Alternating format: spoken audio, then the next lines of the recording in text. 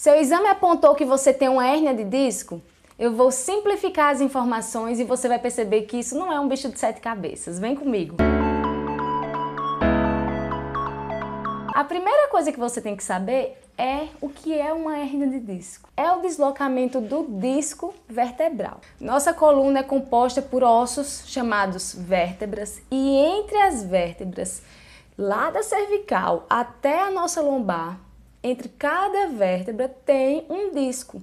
Esse disco é um tecido cartilaginoso que tem a função de amortecer a carga e de dar mobilidade à nossa coluna. E a hérnia desse disco é quando uma vértebra aperta tanto a outra que esse disco sai do espaço dele. Vamos entender. Nós estamos naturalmente envelhecendo e usando o nosso corpo, porque viver é gastar o nosso corpo. A gente gasta nossas cartilagens, a gente gasta a nossa pele fica enrugada, nosso cabelo vai embranquecendo e as nossas cartilagens vão ficando mais gastas, sim. Então, se você pegar um disco que a gente usou por 50 anos, o disco da sua coluna, vamos supor que você tenha 50 anos de idade, você usou por 50 anos e comparar um disco novinho lá do bebê, a gente consegue observar sinais de uso. E aí, quanto mais usado esse disco, mais a sua parede vai enfraquecendo.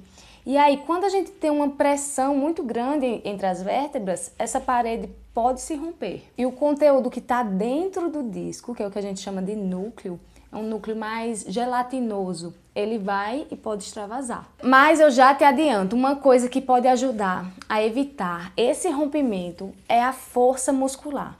Porque imagina aí, se a parede lá desse disco está fraco, mas eu tenho uma musculatura que está por fora fortalecida, o músculo pode diminuir a sobrecarga do disco e ajudar as paredes, ser uma força a mais para ajudar as paredes desse disco. Você ainda não entendeu? Então peraí que eu vou te mostrar.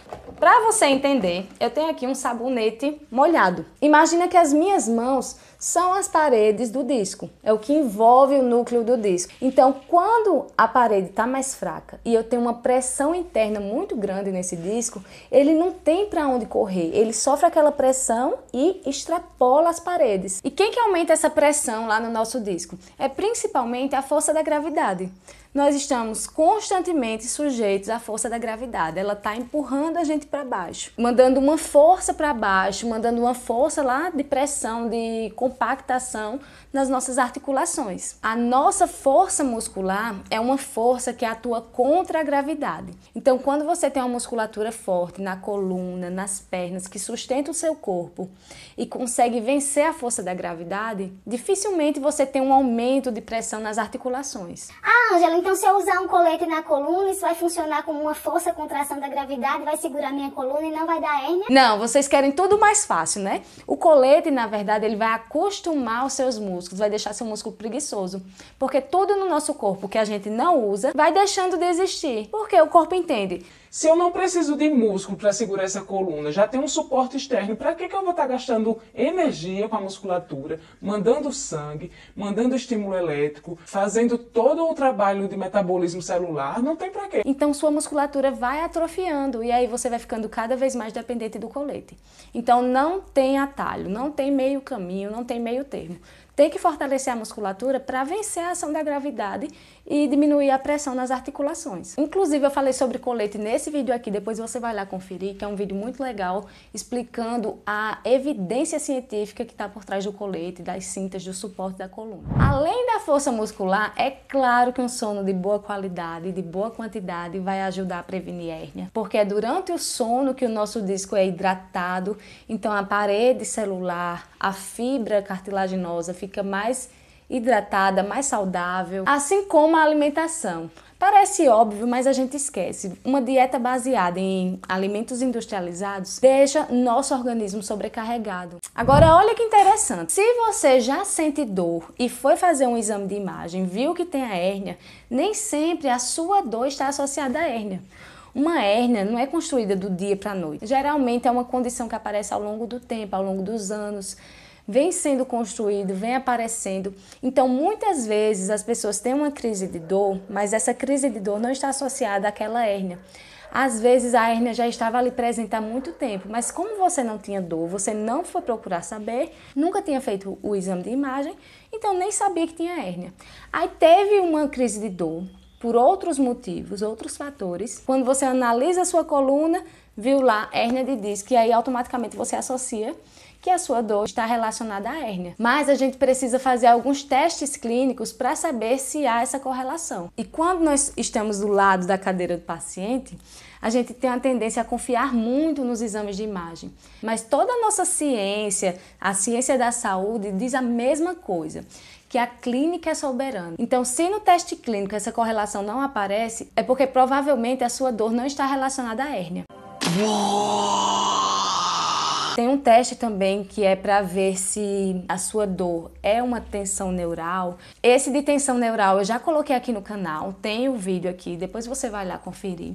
Esses testes eles vão avaliar se você tem uma compressão neural, porque as hérnias mais dolorosas são aquelas que comprimem uma raiz nervosa. E aí o que é que você pode sentir se você tem uma hérnia na cervical que está comprimindo a sua raiz nervosa? Você pode sentir dor no pescoço, dor aqui nas costas, na asa, na escápula, dor no ombro, no braço, pode ter formigamento, dormência, tanto no braço quanto lá na mão e dedos, fraqueza do braço e da mão, e você pode também ter uma fraqueza mais generalizada, e aí é uma condição bem mais grave, quer dizer que a hérnia está comprimindo tanto a raiz nervosa que vem para a região dos braços, como também a medula, então as raízes que estão descendo lá para o corpo também está sendo comprimida.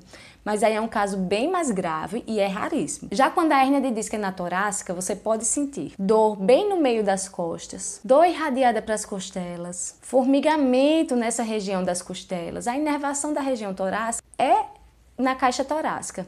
Então toda a sintomatologia vai estar bem localizada nessa região. E quando a hérnia é na lombar, você pode sentir dor nas pernas, você pode sentir dor na coluna lombar, a parte das costas aqui mais perto do bumbum, a região da nádega, a região das pernas, podendo chegar até lá no pé. E você pode também ter os sinais de compressão nervosa, que é formigamento, fraqueza, alteração de sensibilidade, não sentir direito o pé, ou então sentir como se fosse um choque no pé, uma mordida no pé. E como eu disse a vocês, as hérnias não são todas iguais. Elas têm uma classificação principalmente em relação à quantidade de cartilagem deslocada. Lembra do teste lá do sabonete?